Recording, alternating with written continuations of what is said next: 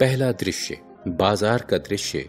बसंत नाम का एक बालक चौराहे के समीप थैले में सामान लिए बेच रहा है।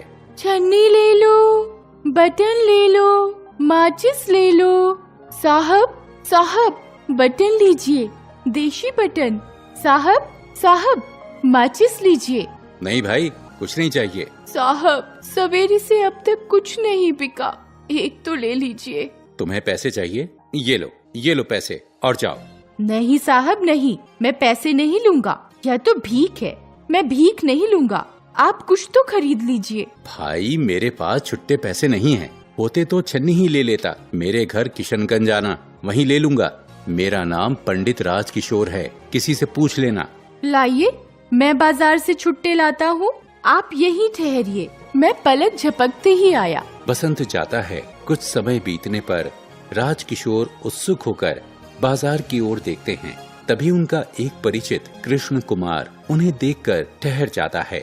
कहिए पंडित जी, आप यहाँ कैसे? भाई एक लड़का छन्नी दे गया और मुझसे नोट लेकर भुनाने गया है। 15-20 मिनट हो गए, अभी तक लौटा नहीं। तो बस वहाँ अब नहीं आएगा। बाजार के हर कोने पर आजकल ऐसे लड़के मिलते हैं जिनका काम गिड़गिड़ाकर लोगों को ठगना है। पर हाँ, आपको क्या, आप तो गरीब मजदूरों के सेवक हैं। ले भी गया तो घर में ही है। पर भाई वो लड़का तो मुझे भला लगता था। चलो कोई बात नहीं, समझेंगे। 10 रुपए लेकर यह भी एक पाठ पढ़ा गया। दोनों जाते हैं। दूसरा दृश्य, किशनगंज मोहल्ले का दृश्य। बसंत का भाई प्रताप राजकिशोर जी का घर ढूंढ रहा है। प्रताप एक व्यक्ति से, क्यों भाई, पंडित राजकिशोर कहाँ रहते हैं? कौन? वे जो मजदूरों के नेता हैं, वे उस नीले पर्दे वाले घर में रहते हैं।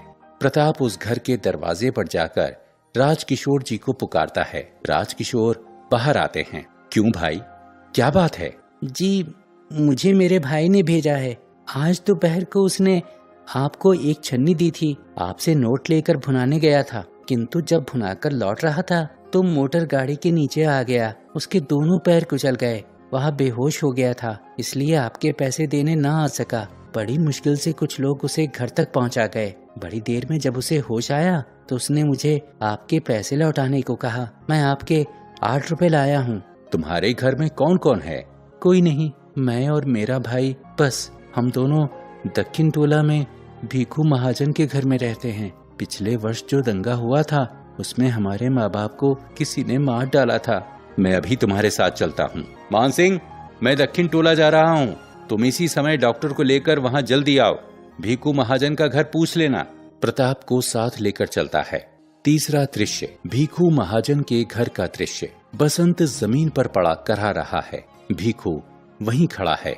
बड़ा दर्द है, आह आह। दर्द नहीं तो क्या आराम मिलेगा? अस्पताल चला जाता तो वहाँ आराम मिलता ना। चाचा, तुम ही अब मुझे अस्पताल पहुंचा दो ना। मैं पहुंचा दूं? हैं? मेरे पास बड़ी रकम सौंप रखी है तुमने। प्रताप और राजकिशोर जी का प्रवेश। यह रहा साहब।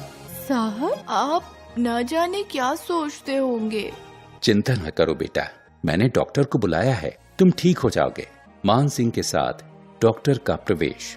नमस्ते पंडित जी, आप यहाँ? आपने मुझे यहाँ किस लिए बुलाया है? डॉक्टर साहब, इस लड़के को देखने के लिए। अच्छा, ऐसा लगता है कि एक पैर की हड्डी टूट गई है, इसे अभी अस्पताल ले जाना चाहिए। मैं एम्बुलेंस के लिए पब्लिक बूथ से फोन करके आता हूँ। जब तक मैं नहीं आता आप यहीं रहें, इसे बचाना ही होगा। यह गरीब है, पर इसमें एक दुर्लभ गुण है कि यह ईमानदार है। राजकिशोर जी जाते हैं और डॉक्टर साहब बसंत को सुई लगाने लगते हैं।